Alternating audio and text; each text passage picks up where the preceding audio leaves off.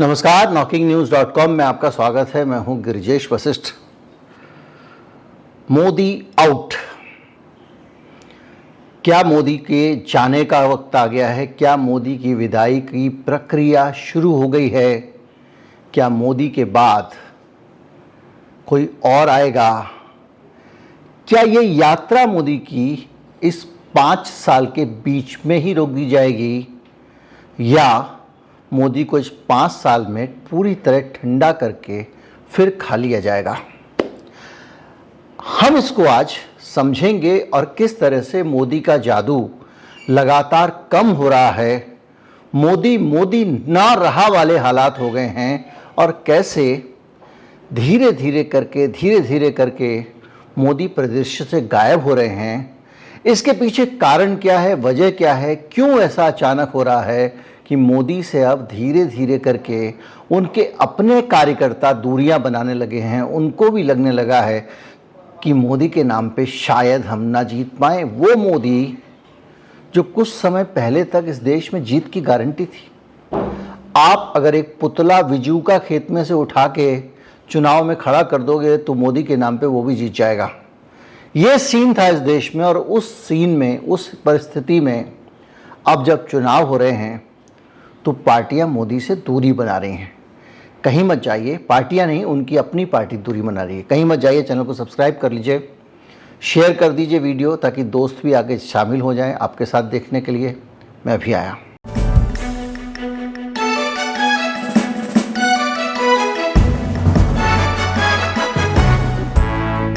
मैं कुछ तस्वीरें आपसे साझा कर रहा हूं जो इस बार के हरियाणा और कश्मीर के चुनाव की है। ये पहली तस्वीर देखिए, इसमें आपको मंच पर अमित शाह दिखाई देंगे, और जिस मंच पर पीछे मोदी का इतना बड़ा फोटो लगा होता था, वहाँ पर पीछे मोदी दिखाई नहीं दे रहे हैं। अगर कहीं किसी कोने में होंगे, बहुत नन्हे से चने के दाने की तरह। दूसरी तस्वीर है जिसमें अनिल विज, भारतीय जनता पार्टी के विवादास्पद मंत्री रहे हैं, तमाम तरह के कंट्रोवर्शियल बयान देते रहे हैं। एक पोस्टर है जिसमें अनिल विज पूरे पोस्टर पे बड़े बड़े दिखाई दे रहे हैं, मोदी छोटे से हैं। ऐसा कभी हुआ नहीं है। मोदी के अलावा पोस्टर पे बाकी सब लोग नाम के होते थे। आप पुराने कोई भी पोस्टर निकाल के देख लें, ये आरती सिंह राव का निवास स्थान है, यहाँ पर इनका फोटो भी बड़ा लगा हुआ है। एक और तस्वीर आप देखिए, ये जम्मू की है। जम्मू में बाकायदा इनका जो भी घोषणा पत्र होता है वो रिलीज़ हो रहा है। एक ग्रुप फोटो हो रहा है, नेता खड़े हुए हैं, पीछे मंच पे मोदी जी एक कोने में हैं। पूरे होर्डिंग पे जो बड़ा फोटो मोदी जी का होता था वो नहीं हो रहा है। और एक होर्डिंग तो आज खुद टाइम्स ऑफ इंडिया ने छापा है, जिसमें बताया गया है, ये एक आम आदमी कह रहा है कि हाईवे से दूरियां कम हो गई हैं, फला हो गया, ढिमका हो गया है, और मोदी जी इस होर्डिंग में छोटे से कोने में हैं। हरियाणा का संकल्प पत्र जब रिलीज़ करने के लिए जेपी नड्डा पहुंचे थे, तो उसकी ये जो तस्वीर है इसको भी आप देखें, इसमें भी मोदी कहीं दिखाई नहीं दे रहे हैं। और ये सिलसिला लगातार चला आ रहा है। विजय संकल्प बूथ कार्यकर्ता सम्मेलन हो रहा है। सबसे बड़ा फोटो अमित शाह का है, एक और छोटा फोटो लगा हुआ है, लेकिन मोदी जी इस फोटो में दिखाई नहीं दे रहे हैं। लगातार तरह तरह के फोटो अलग अलग जगहों पे होर्डिंग आप देखेंगे, तो जो मोदी मोदी मोदी मोदी होता था वो अब गायब हो गया है। तो ये गायब क्यों हुआ है? ये जो लोकल बॉडी है हरियाणा की, जो जम्मू कश्मीर की है, इसकी इतनी हिम्मत हो सकती है कि जेपी नड्डा की तस्वीर लगाए बड़ी बड़ी, अमित शाह की तस्वीर लगाए बड़ी बड़ी, और मोदी जी को गायब कर दे? क्या केजरीवाल की वो भविष्यवाणी सही होने वाली है कि मोदी जी को 75 साल का होने के बाद रिटायर कर दिया जाएगा, मार्गदर्शक मंडल में भेज दिया जाएगा, या क्या वजह है? अब इसको हम यहाँ से समझना शुरू करते हैं। पहले हमने स्थापित किया कि किस तरह से अलग अलग जगहों से मोदी के चेहरे को हटाया जा रहा है, कमतर किया जा रहा है, और मोदी के नाम पे वोट भी नहीं मांगे जा रहे हैं। हरियाणा के अगर आप चुनाव कैंपेन को देखें तो वहाँ पर मोदी जी भाषण देने पहले तो शुरू में गए नहीं, अब थोड़ा वो जा भी रहे हैं, तो वहाँ कोई ठोस बात नहीं कर रहे हैं जिसके आधार पर चुनाव लड़ा जा सके। ऐसा लगता है कि वो खुद ही हारने वाला बयान दे रहे हैं। बाप बेटे के बीच में कंपटीशन चल रहा है मुख्यमंत्री बनने का, ये बयान तो दे रहा है देश का प्रधानमंत्री। और दूसरी तरफ राहुल गांधी की अगर आप रैलियां देखें, बेहद पैने तीर हैं और सीधे जनता से जुड़ी हुई हैं। वो वहाँ की जलेबी की तारीफ करते हैं, जलेबी के बारे में अब कहते हैं कि मैंने अपनी बहन को बताया कि मैं तुम्हारे लिए जलेबी लेकर आऊँगा, यहाँ की जलेबी बहुत अच्छी है, मैंने लाइफ में अपनी इससे अच्छी जलेबी नहीं खाई। वो पकौड़े खाते हैं, एकदम जा रहे हैं और रोड शो हो रहा है, लोग पकौड़े लेके आ रहे हैं, वहाँ खा रहे हैं। एक कनेक्ट, हर आदमी अपनी जगहों के फूड से जुड़ा हुआ रहता है। आप हिंदुस्तान के किसी भी हिस्से के आदमी के पास चले जाइए, इलाहाबाद में जाएंगे, आप लखनऊ में जाएंगे, तो वो कहेगा गोलगप्पा तो मटर डाल के ही अच्छा लगता है साहब, हम तो गोलगप्पा हमारे यहाँ ही होता है और कहीं का बकवास। कोलकाता वाले के पास जाएंगे, वो कहेंगे हमारे पुचके से अच्छा तो कोई होता ही नहीं। दिल्ली वाले के पास जाएंगे, दिल्ली वाला कहेगा हमारे गोलगप्पे सबसे अच्छे होते हैं, उसमें जो सॉल्ट पड़ती है उसका मजा ही कुछ और होता है। कोई कहेगा गोलगप्पा आलू डाल के खाना चाहिए, और हर आदमी अपने अपने गोलगप्पे के लिए आपसे 15 मिनट बहस कर सकता है। तो फूड जो है ना, उससे लोग अपने आप को जुड़ा हुआ अनुभव करते हैं। कांग्रेस पार्टी के जो भी रणनीतिकार हैं, उन्होंने इस चीज़ को समझा और इस चुनाव में हरियाणा के फूड से राहुल गांधी खुद को कनेक्ट कर रहे हैं। पकौड़े खा रहे हैं, कहीं पे जलेबी खा रहे हैं। रोहतक का जलेबा तो काफ़ी फेमस है, जिन लोगों ने नहीं खाया है वो लोग कभी ज़रूर ना मौका मिलेगा, क्योंकि वो दिल्ली और दूसरी जगहों पर भी जाते हैं बेचने के लिए। बहुत बड़ी भारी भरकम एक जलेबी होती है और वो काफ़ी पॉपुलर है। तो एक तो फूड से कनेक्ट कर रहे हैं, दूसरा वो जनता से जुड़े हुए मसले उठा रहे हैं। वो ये मसले उठा रहे हैं कि किस तरह से एक किसान का बेटा अपनी ज़मीन बेचकर अमेरिका जा रहा है और वहाँ नारकीय जीवन जी रहा है, पूरी तरह से, जिसको कहते हैं ज़िंदगी पे खेल के जान पे खेल के जाना। जिस तरह से वो बता रहे राहुल गांधी की एक जगह दूसरा देश तीसरा देश से गुजरते हुए वो अमेरिका में जा रहे हैं अवैध तरीके से, ताकि कुछ बन जाए। राहुल गांधी कहते हैं कि मैंने उनसे कहा भैया तुम जितने पैसे 40-50 लाख रुपए खर्च कर रहे हो, इतने पैसे से हरियाणा में कोई कारोबार कर लेते। तो उन्होंने कहा हरियाणा में कोई कारोबार किया ही नहीं जा सकता, ऐसे हालात हो गए। तो एक जो कनेक्ट है, और इससे भी बड़ा कनेक्ट हरियाणा का आदमी हो, पंजाब का आदमी हो, यूपी का आदमी हो, उसका कनेक्ट होता है सैनिक से। क्योंकि गांव के जो लोग हैं, उनके बच्चे जब सेना में चले जाते हैं, भले ही वो छोटे पद पे हों, सिपाही के पद पे हों, एक तो गांव में उनका मान सम्मान बढ़ जाता है। दूसरा ये है कि एक स्टैंडर्ड फैमिली का बढ़ता है, क्योंकि थोड़े बहुत पैसे वैसे भी आने लगते हैं। और उसके साथ साथ जब उनका बच्चा वहाँ से आता है तो गर्व के साथ वो बताते हैं कि हमारा बेटा देश के लिए लड़ने जा रहा है। उस सिपाही के सारे सपनों पे तुषारापात हो गया अग्निवीर योजना से, उसको लेकर लोग नाराज हैं। 1 रैंक 1 पेंशन के नाम पे मोदी जी सब जगह भाषण देते हैं, लेकिन अभी तक 1 रैंक 1 पेंशन प्रॉपर तरीके से नहीं हुई है आर्मी में। याद कीजिए किस तरह से 1 रैंक 1 पेंशन के लिए जंतर मंतर पे धरना दे रहे रिटायर्ड सैनिकों के साथ मारपीट धक्का मुक्की हुई थी। पुलिस वाले उनके धरने को उखाड़ के फेंकने चले गए थे बगैर नोटिस के, उनके कपड़े तक फट गए थे, उनके बैज उनके मेडल नोच लिए गए थे। उसके बाद इन्होंने 1 रैंक 1 पेंशन का ऐलान तो किया, लेकिन नाम भर का किया, अभी भी पूरी तरह से आर्मी में। तो क्या है कि वहाँ के लोग इससे कनेक्ट कर रहे हैं। हरियाणा कृषि प्रधान राज्य है और वहाँ के लोग खेती करने वाले किसान हैं, और सबसे बड़ी बात यह है कि वो किसान अपने लिए लड़ना जानता है। दूसरा पहलू, हरियाणा में जो एक इंजीनियरिंग की थी बीजेपी ने पिछले चुनाव में, जाट बनाम गैर जाट की। चूंकि सारे लीडर्स जो आते थे वो जाट बिरादरी से आते थे, देवीलाल हों, आपका बंसीलाल हों, भजनलाल हों। भजनलाल तो खैर विष्णोई थे, लेकिन जाट लेता। हरियाणा के लाल पॉलिटिक्स में बड़े मशहूर थे। तो ओम प्रकाश चौटाला हों, रंजीत हों, उनके भाई, उसका अभय चौटाला, तीसरी जनरेशन चौथी जनरेशन आ चुकी है, आप देख रहे हैं। तो ये एक बीजेपी का स्टाइल है, लोगों के दिमाग में डालती है भैया ये जाट ही जाट छाए हुए हैं, अब जाट को हराना, तो बाकी लोग एक साथ आ जाओ।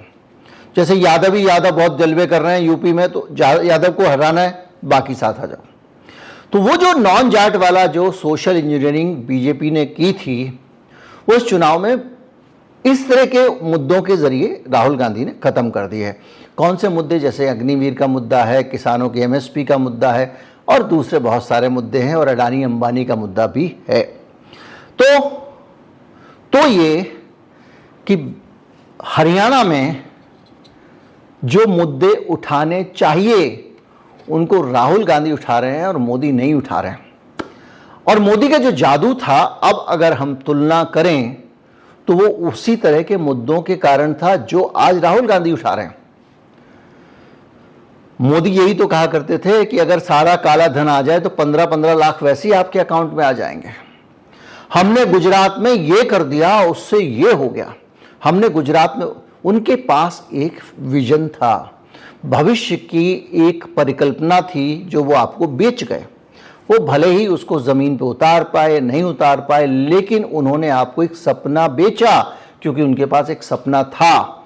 आज मोदी बगैर सपने के आ रहे हैं, राहुल गांधी सपने के साथ आ रहे हैं। जो उनका मन की बात आता है, मन की बात, उसमें वो कह रहे हैं कि सकारात्मक चीजें भी लोग पसंद करते हैं, पॉजिटिविटी लोग पसंद करते हैं, वगैरह वगैरह। और वही मोदी जी जब हरियाणा में वोट मांगने जा रहे हैं तो कह रहे हैं बाप बेटे के बीच में ही लड़ाई झगड़ा हो रहा है, बाप मुख्यमंत्री बने कि बेटा मुख्यमंत्री के रेसी में लड़ रहे हैं, दामाद वाली बात कर रहे हैं, यानी नकारात्मक बातें कर रहे हैं। उनके पास हरियाणा को दिखाने के लिए कोई सपना नहीं है। तो जो मोदी खत्म हो रहा है, मोदी नाम का ब्रांड खत्म हो रहा है, उसके धीरे धीरे खत्म होने की सबसे बड़ी बात यह है कि मोदी के पास जो पिटारे में जो कुछ था वो बिक चुका है, वो निकल चुका है और नया उसके पास कुछ नहीं है। और इसीलिए इस चुनाव के बाद से सकपकाए हुए मोदी के पास अब आखिरी हथियार बचा है सांप्रदायिकता का। आपने देखा होगा तेजी से सांप्रदायिक नैरेटिव हिंदुस्तान में हिंदू मुसलमान हिंदू मुसलमान हिंदू मुसलमान फैलाया जा रहा है। लेकिन एक बात याद रखिए, इस तरह के जो नैरेटिव होते हैं ना, ये लहर की तरह चलते हैं। आपके पास में एक पॉजिटिव कम्युनल नैरेटिव था राम मंदिर बनाने वाला, जिसको आपने क्लाइमेक्स पे ले जाके खत्म कर दिया राम मंदिर बना के। पहले भी आपको बता चुका हूं। अब आपके पास कोई मोटिवेशन नहीं रहा। अब आपके पास मोटिवेशन है मुसलमानों की बुराई करो, उनको उकसाओ, उनसे कहो दुकानों पे नाम लिखें, इस तरह की बातें। और उस बीच में जम्मू में जाके वो घोषणा भी करते हैं कि रमजान में हम आपको ये देंगे वो देंगे, अमित शाह करके आए। तो जो सांप्रदायिक नैरेटिव है ये उबाल मारता है बीच बीच में, लेकिन ये स्थायी नहीं है। आप एक बार, दो बार, तीन बार इसको जब उबाल लेंगे, आप देखते होंगे जब आप चाय बनाते हैं, दूध बनाते हैं, उसको जितना उफनना है वो 2-4-6 बार उफन जाता है, उसके बाद में फिर आराम से उबलता रहता है। तो ये जो मसला है ये भी लंबे समय तक चलने वाला नहीं है। ये है तो बड़ी इंटेंसिटी वाला, लेकिन ये हमेशा आप इसको ऊपर नहीं रख सकते। हर चीज की आदत पड़ जाती है, दर्द की आदत पड़ जाती है, बदबू की आदत पड़ जाती है, तो सांप्रदायिकता के मुद्दे की भी आदत पड़ जाती है। तो क्या हुआ है कि मोदी नाम का जो पर्सनैलिटी थी, जो ब्रांड था, उसके पास लोगों को दिखाने के लिए अब कोई सपना नहीं बचा है। सारे सपने उसके एग्जॉस्ट हो गए।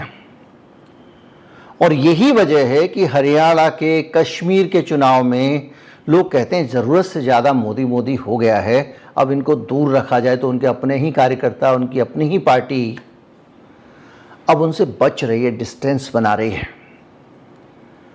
उधर संघ परिवार भी इस बात को जानता है कि मोदी जी को जितना हम इस्तेमाल कर सकते थे उतना हम कर चुके हैं।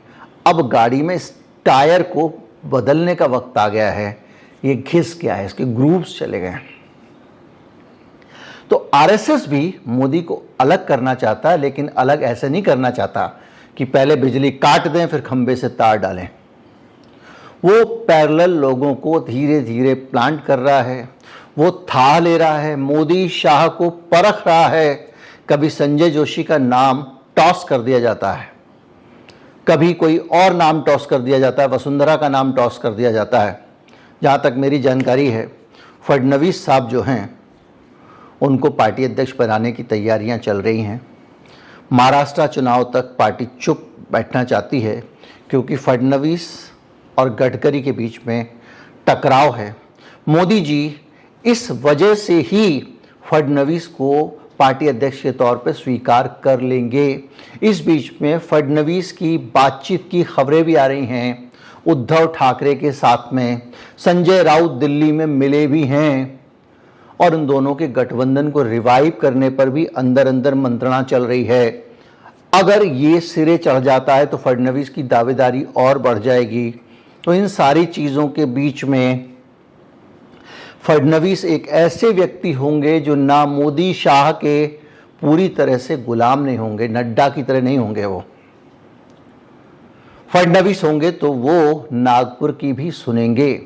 तो मैंने आपको बताया कि स्लोली मोदी को बदला जाना है और ये मैंने कल आपको दूसरे अपने चैनल के वीडियो में भी बताया था कि मोदी को एकदम हटाना, मोदी को मजबूत कर देना है। आरएसएस ना तो ये करेगी, ना आरएसएस के जो ऊपर बैठे हुए लोग हैं, जो दुनिया के बड़े बड़े लोग, दुनिया की पॉलिटिक्स से खेलने वाले लोग, तरह तरह के ऑर्डर वाले लोग, वर्ल्ड के लोग, वो भी एकदम से मोदी को हटाना नहीं चाहेंगे। अगर ऐसा करेंगे तो मोदी और पावरफुल हो जाएगा। तो मोदी को पहले राज्यों से आउट किया जा रहा है, प्रचार से आउट किया जा रहा है। मोदी की लीडरशिप के नाम पे मोदी को बगैर आगे रखे मोदी को हरवाया जा रहा है। एक के बाद एक चुनाव, एक के बाद एक चुनाव, एक के बाद एक चुनाव। अब भारतीय जनता पार्टी को हारने हैं। कश्मीर में भी हालत बहुत खराब है, हरियाणा में तो सुपड़ा साफ है ही। राहुल गांधी एकदम वाइप आउट कर चुके हैं बीजेपी को और आखिरी समय में जो एक ज़माना था मोदी जी पूरी ताकत झोंक देते थे। बनारस में उनकी अपनी सीट जहां जीत तय होती थी वहां पर भी 3 दिन तक लगातार रोड शो करते थे, इसलिए क्योंकि ये कहते थे लोग कि मोदी अपना 100% देता है, वो किसी भी लड़ाई को पूरा लड़ता है, भले वो जीत चुका हो। आज राहुल गांधी ये काम हरियाणा में कर रहा है, मोदी जी दूर दूर तक दिखाई नहीं दे रहे हैं। तो ये जो सिचुएशन है इसमें साफ दिखाई दे रहा है कि मोदी जी अब बाहर जा रहे हैं, मोदी जी का एग्जिट हो रहा है, मोदी जी का अवरोह चल रहा है और आरोह बीजेपी में किसी का दिखाई नहीं दे रहा है। संघ परिवार विकल्पों की तलाश में हैं, लेकिन कोई ठोस विकल्प उनको मिला नहीं है। तरह तरह के नामों पर विचार हो रहा है। ये वही सिचुएशन है जब अटल और अडवाणी के बाद भारतीय जनता पार्टी में जब राजनाथ सिंह अध्यक्ष बने, वेंकैया नायडू बने, बंगारू लक्ष्मण बने, गडकरी बने, एक अजीब सी स्थिति थी पार्टी के अंदर कि पार्टी के पास में अडवाणी और अटल का बड़ा विकल्प कोई नहीं आ पा रहा था। अब वही स्थिति फिर बनने वाली है, लेकिन भले ही विकल्प हो या ना हो, मोदी को जाने से रोका नहीं जा सकता, क्योंकि मोदी की 4-5 चीज़ जो मैंने आपको बताई, मोदी के पास सारा का सारा पिटारा खाली हो चुका है। कोई अब सपना नहीं है जिसे वो दिखा सकें। भारत विकसित देश बन जाएगा, ये इकोनॉमी बन जाएगा, वो इकोनॉमी बन जाएगा, इनसे काम नहीं चलने वाला है, क्योंकि आपको लोगों को सीधे लोगों से जुड़ा हुआ कोई सपना देना पड़ेगा जो आपके पास अब नहीं है। अब आप हवाई सपने की बात करते हैं। दूसरा, मोदी को अब अपनी जगह खाली करनी है, जैसे मनमोहन सिंह ने मोदी के लिए खाली की थी। और मनमोहन सिंह को भी ऐसे ही नहीं अचानक कहीं सपने में गिर गए थे, कहीं से उठा के अचानक वित्त मंत्री बन गए और वित्त मंत्री बनने के बाद उनकी पूछ बढ़ती गई, बगैर इसके कि ना तो वो भाषण अच्छा दे पाते थे, ना कोई राजनीतिक कौशल था, लोकसभा का चुनाव तक नहीं जीत पाते थे, राज्यसभा से ही चुने गए पूरे समय। कुछ अंतर्राष्ट्रीय ताकतों के रिप्रेजेंटेटिव थे। उसके बाद जब मनमोहन सिंह रिटायर होने लग गए तो मोदी आए, और मोदी जा रहे हैं तब कोई तीसरा आ रहा है। आप देख रहे हैं कौन आ रहा है। ये दुनिया के बहुत सारे देशों में ऐसा हो रहा है। तो मोदी जी को अब जाना है। तो तीसरा कारण ये भी है। चौथा कारण ये है कि राहुल गांधी जिस तरह से उभर रहे हैं, जिस राहुल गांधी को इस देश में पप्पू वप्पू पता नहीं क्या सोना आलू क्या क्या कर दिया गया था, वो राहुल गांधी एक सीरियस पॉलिटिशियन के तौर पे निकल के आ रहा है। उसकी जलेबी भी काम कर रही है, उसकी पकौड़ी भी काम कर रही है। और मोदी जी का विदाई का समय शुरू हो चुका है। धीरे धीरे वो पर्दे से बाहर जा रहे हैं। निश्चित तौर पे एक झटके से उनको भेजा नहीं जा सकता। उम्मीद करता हूँ पूरा का पूरा परिदृश्य आपके सामने स्पष्ट होगा। वीडियो को शेयर करें। नमस्कार, जय हिंद।